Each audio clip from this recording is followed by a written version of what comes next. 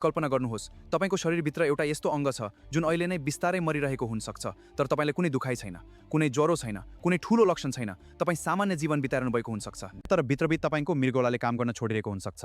र सबैभन्दा डरलाग्दो कुरा के हो भने जब तपाईलाई वास्तवमै बिरामी भएको महसुस हुन्छ, सायद तपाईको मृगौलाको 2/3 क्षमता पहिले नै नष्ट भइसकेको हुन्छ। हो, मृगौला रोग धेरैजसो अवस्थामा चुपचाप बढ्छ। यसले सुरुमा कराएर चेतावनी दिँदैन। नेपालमा किन यति धेरै मानिस अन्तिम अवस्थामा पुगेपछि मात्रै मृगौला रोग थाहा पाउँछन्? किनकि मृगौलाले धेरै समयसम्म बिना लक्षण काम गरिरहन्छ। त्यसैले धेरै मानिसलाई ढिलोसम्म केही थाहा हुँदैन। अब ध्यान दिएर सुन्नुहोस्। यी 5 संकेतलाई धेरै नेपालीहरूले सामान्य भनेर व्यवस्था गर्छन्। पहिलो संकेत, बिहान उठ्दा आँखामुनि वा अनुहार सुन्निनु। मैले नेपालीहरूले कसरी आफ्नै बानीले मृगौला बिगारिरहेका छन्। धेरै मानिसले बेवास्ता गर्ने 5 वटा मौन संकेतहरू, मृगौला जाँच गर्न रगतमा कुन परीक्षण गर्नुपर्छ र नेपालीहरूमा किन मृगौला रोग बढी देखिन्छ भन्ने सम्बन्धी अत्यन्तै आवश्यक जानकारी सरल भाषामा बुझाएको छु।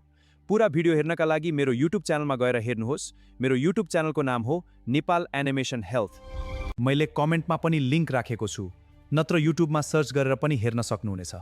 धन्यवाद।